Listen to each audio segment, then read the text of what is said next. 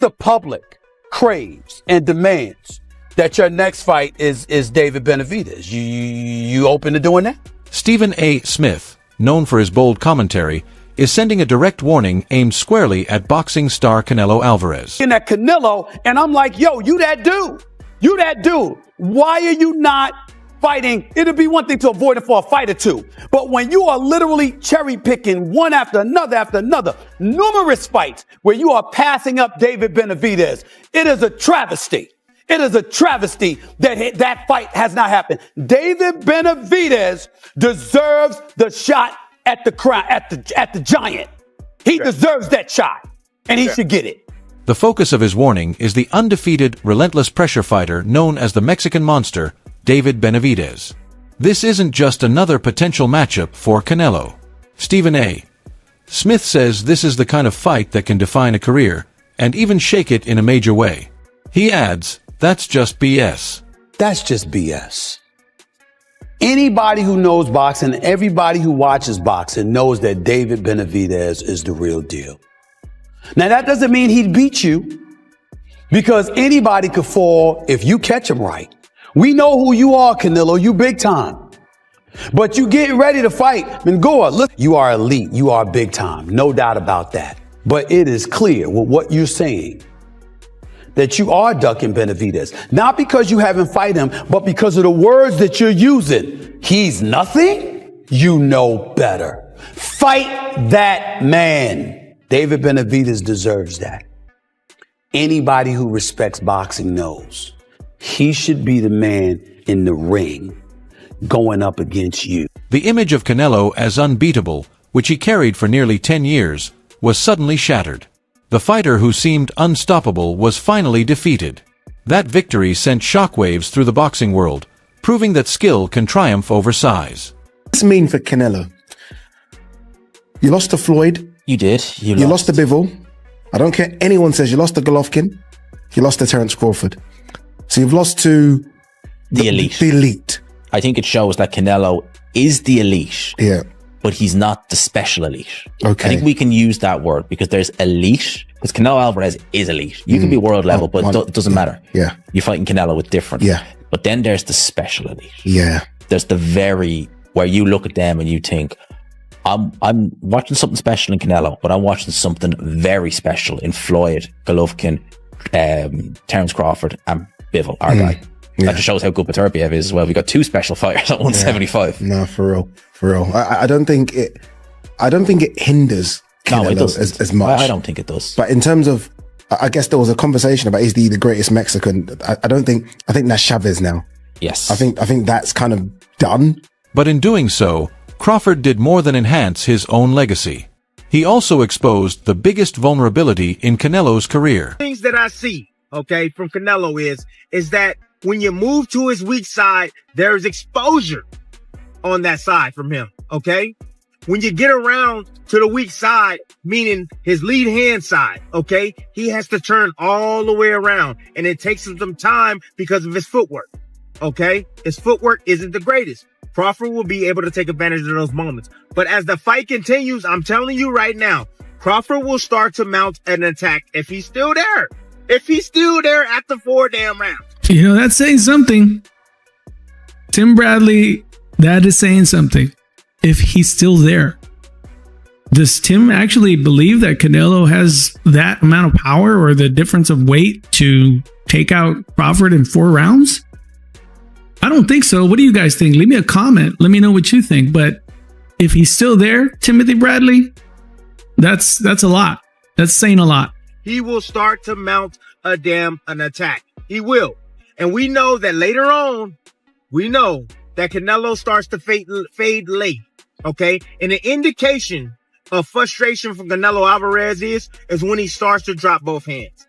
When he stops getting out of that, when he stops using that high guard. Okay. That's one indication when Canelo is like, okay, this isn't working. All right, let me try something else. Let me drop my hands. Let me see if I can get this guy to throw shots at me or something to change things up. Another indication that things are not going nowhere. If you see Canelo not well, you see Canelo sit along the ropes and he'll invite Crawford in. Okay. If it ever gets to that point right there, then you know that Crawford is doing a damn good job. But for the time being, Crawford's going to have to let those damn hands go. We already know. We knew Crawford is a great fighter, and I did what I supposed to do. Right? I tried for every way, and I trained really hard, and he deserved all the credit. No, I try my best tonight, and I just cannot figure out the style. After the fight, analysts agreed that Crawford had revealed a clear blueprint to defeat the champion. It wasn't about raw power, but non-stop speed, intelligent movement, and a precise jab that continuously disrupted Canelo's rhythm from beginning to end. Makes me horny. Yeah, baby. To tell you, I told you so. I told you. I predicted the Canelo Crawford fight like a goddamn fortune teller. You're the Oracle? Canelo's feet were cemented on the canvas as he was hitting air. What the fuck was that? Props to Crawford. Thank you. He came up 3 weight classes and fought a beautiful fight. Good job. What a great performance. Did you get what you was looking for? Like taking candy from a baby. My candy! He just played with Canelo. Made him look silly. And before you start with your shit about Canelo being old, just know that Crawford is older. I'm too old. That's not an excuse here. This strategy highlighted just how vulnerable Canelo can be against a fast, high-tempo approach.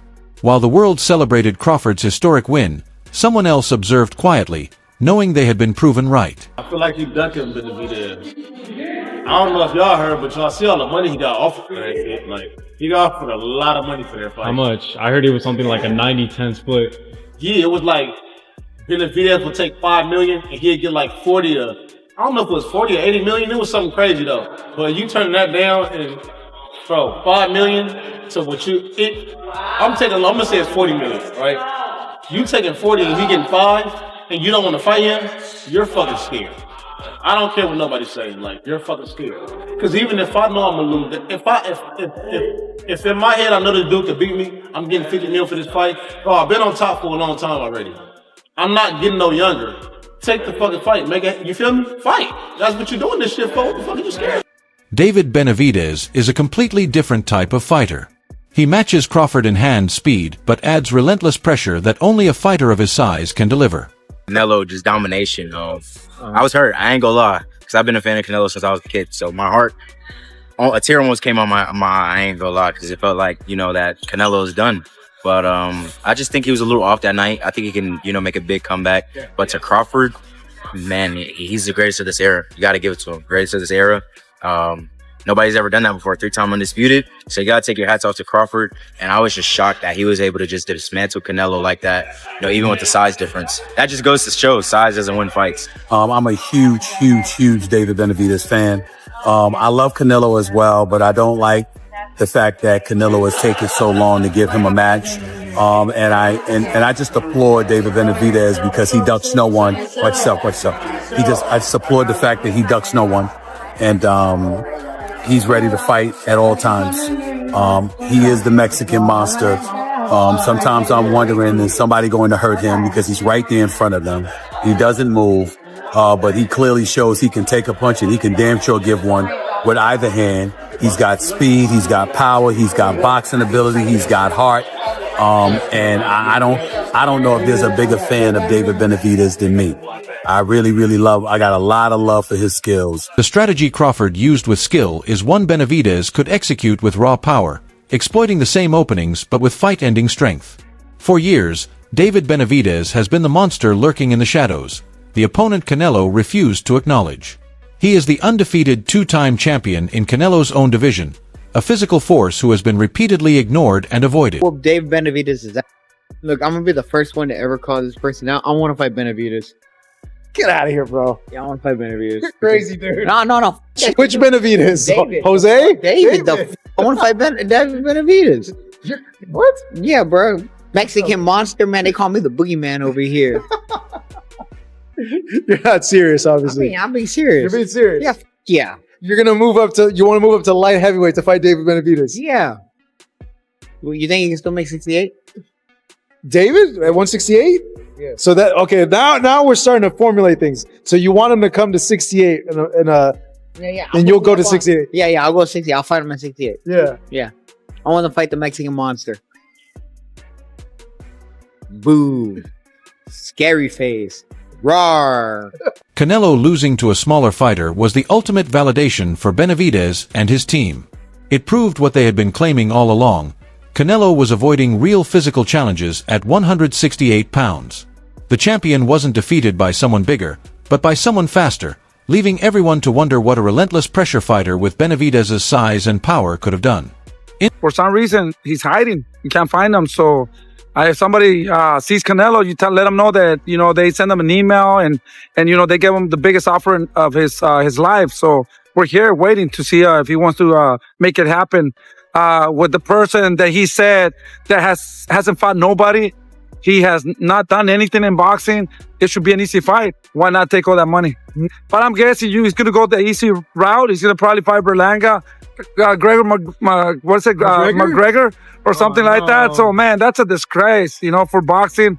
It's embarrassing, when he said that David hasn't fought nobody and then he's going to fight Berlanga, that he got let go from Top Rank because they were losing money on him and they didn't really see a big future for him.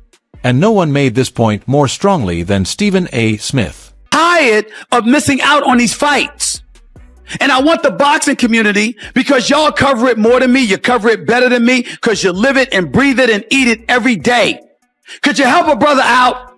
How much help can I give y'all to help put pressure on these promoters to give us the damn fights we want to see? I want Canelo versus Benavidez. I don't want Benavidez fighting Beterbiev. I want him fighting his natural weight class, super middleweight, against Saul Canelo Alvarez. That is the fight we should all be demanding. That brother has earned a shot. And I understand Canelo, the businessman. He's like, he had to go through a lot and had to fight through everybody before he got on the top of the mountain where he could dictate terms. I totally understand that. And I'm not throwing no shade on Canelo. I'm just saying, we want to see this fight, especially if Benavidez handles his business this weekend. Canelo, we deserve to see that fight. 4 years, his warnings were dismissed by some as just media noise. He had repeatedly stated on national TV that Canelo avoiding Benavidez would eventually catch up to him. He warned that taking on smaller stylistic opponents while skipping the biggest threat in his own division was a dangerous strategy. Now, after Crawford's fight, Stephen A.'s earlier warnings appear to have been proven right. Few things that piss me off, contrary to what you would normally believe. But I love the sport of boxing. And I got to tell you, I'm so disgusted. They're just rumors that Canelo Alvarez, Saul Canelo Alvarez, is talking about fighting the bigger Charlo this time around, Jamal Charlo, the natural 168 pounder, okay? I'm like, what about David Benavidez, the natural super middleweight, who's 28-0 with 24 knockouts, who's been begging for Canelo to get into the ring with him? It really ticks me off. His critique quickly became a harsh breakdown. He argued that this loss was the result of Canelo's own arrogance, a consequence of avoiding the fight everyone wanted. The warning had been given, ignored, and now the results were visible for all. On national TV, Stephen A. Smith's frustration was unmistakable. This wasn't just casual boxing commentary, it was a public call-out. "I'm really mad," he said, his anger clear. And importantly, this wasn't a minor boxing show. It was on ESPN's flagship program, First Take. Stuff that's driving me crazy about boxing. Canelo Alvarez, where's the fight against David Benavidez? Love Canelo. I want to see him fight David Benavidez. I don't want to see him fighting Munguia. I don't want to see him fighting an undersized Charlo. I don't want to hear about Terrence Crawford moving up, not one, not two, but 3 weight classes to fight Saul Canelo Alvarez. I want the fights that we want to see when we want to see him. You're the super middleweight champion of the world at 168 pounds. The fights that we want to see. I think that Canelo should fight David Benavidez or Jamal Charlo. Okay, now Charlo might be a little bit too small for him since he moved up to light heavyweight to do this fight. And I don't see him fighting too much at the super middleweight division, but I'm tired of this guy being unblemished in his career and these big fights Charlo is not getting. He deserves them. He should have them if he wants them, even if I wouldn't pick him against Canelo. He deserves the shot if that's what he wants. But this kid, David Benavidez, is special. And if there's a person that has earned the right to be in the ring against Canelo Alvarez, which would be absolutely positively box office, that would be a fight everybody would want to see.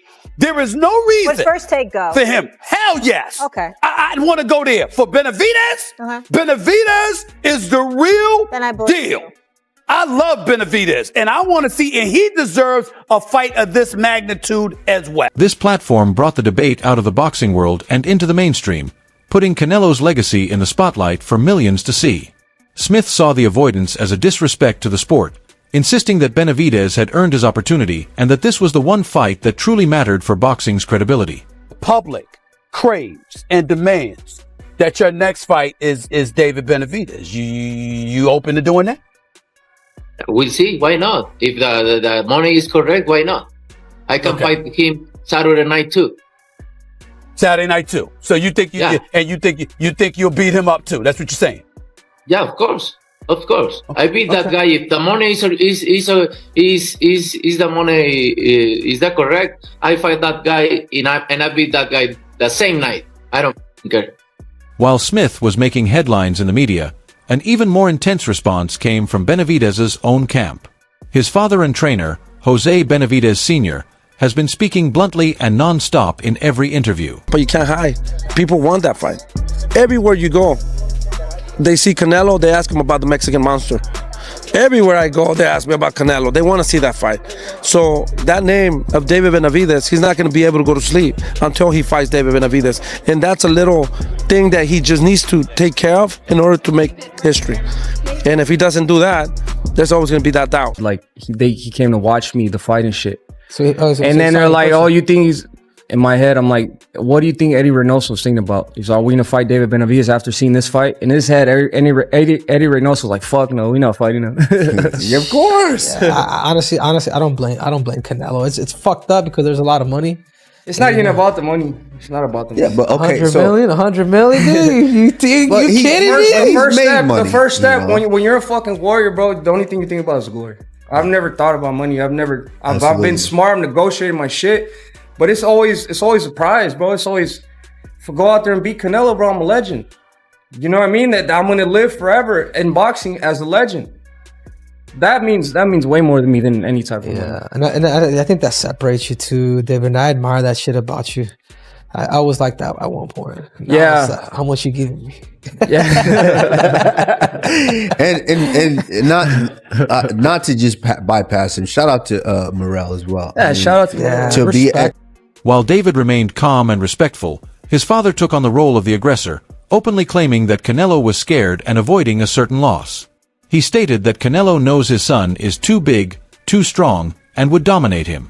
These direct personal attacks turned the media buzz into a heated feud, creating double the pressure that Canelo could no longer ignore. He's getting put into a corner now where he's running out of excuses.